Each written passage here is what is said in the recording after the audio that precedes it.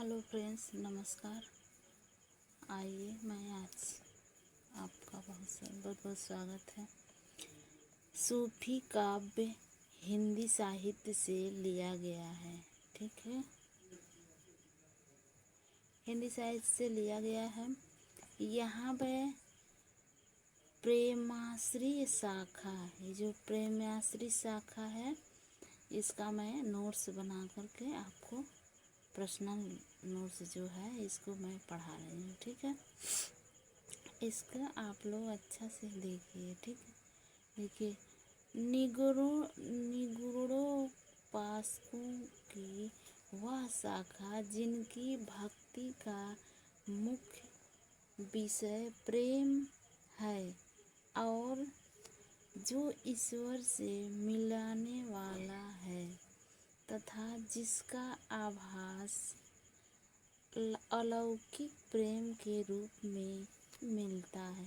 ये जो सूफी जी हैं वो कहते हैं जो अलौकिक प्रेम के रूप में मिलता है उसे सूफी शब्द की व्युत्पत्ति जिन विभिन्न शब्दों से की गई है वे सब भक्ति हैं। ठीक है, यहाँ सूफी जी क्या कहते हैं, शब्द की व्युत्पत्ति जिन विभिन्न शब्दों से की गई है वे है सब भक्ति। सफा पवित्र निर्मल मक्का की एक पहाड़ी है। ये जो सूफी जी हैं इनका पवित्र निर्मल मक्का की एक पहाड़ी है। ठीक है, सुफ ऊन, इसको जो है इसका सुफ ऊन ये जो है एक कोई वस्तु है, जैसे इसको कह रहे हैं सुफ ऊन, जो सुफ के तरह ऊन है। सोफिया विद्या, जो सोफिया नामक एक विद्या है उसे ये बता रहे हैं। ठीक है, यहाँ पे है सूफिया विद्या, सूफा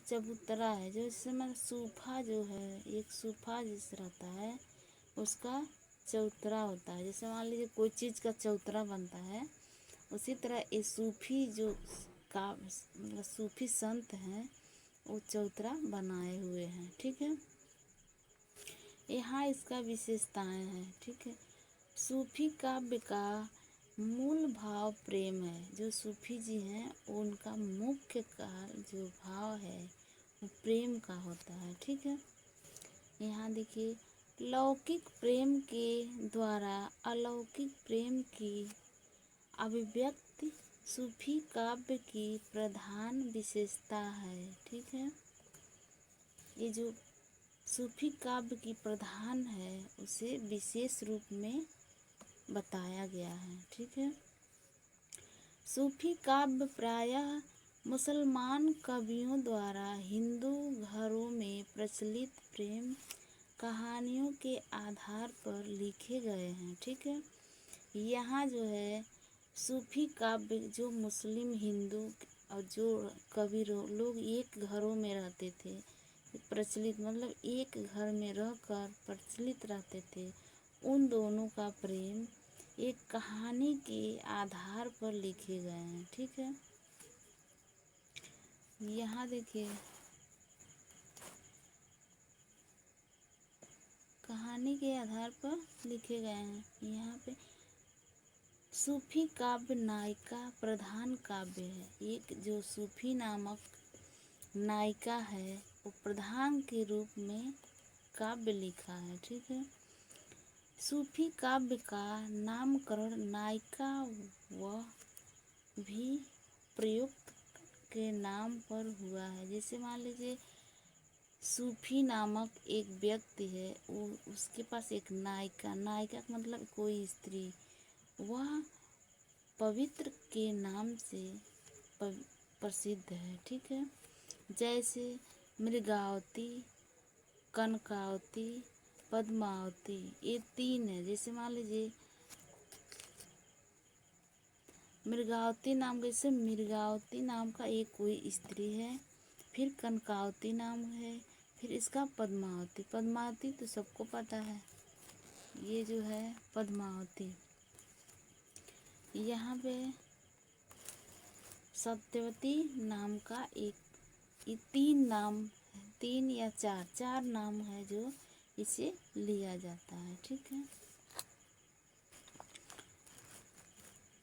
ये जो कवि हैं ये कहते हैं प्रेम मूलक आख्यान, जिससे मान लीजिए कोई प्रेम मूलक आख्यान, कथात्मक, मानव एवं मानेश्वर पात्र यथा राजकुमार। जैसे मान लीजिए मानेश्वर पात्र किसी एक राजकुमार, राजकुमारी, बैताल, हंस इत्यादि। ये राजकुमारी नाम का एक बैताल है और एक हंस जो है उसके इत्यादि हिंदू मुस्लिम एकता घटनाओं में काव्यहीनता एवं अलौकिकता इत्यादि सूफी काव्य की अन्य मुख्य विशेषताएं हैं। ठीक है, यहाँ तक हो गया। इसके बाद है विशेषताएं हैं। सूफी काव्य प्रायः अवधी भाषा में है।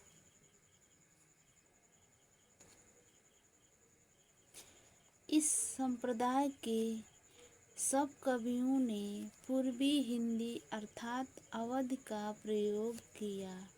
ठीक है, आचार्य शुक्ल जी जो हैं वो सबका पूर्वी हिंदी नामक अर्थात अवध के प्रकार से माना जाता है। ठीक है, यहाँ आचार्य शुक्ल जी कहते हैं सूफी काव्य के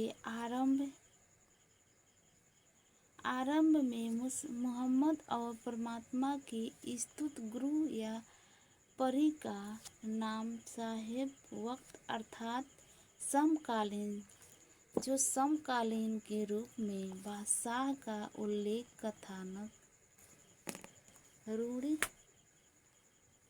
मृगावती एवं मधुमालती में उड़ने वाली स्त्रियों की कथानक रूढ़ी का प्रयोग हुआ।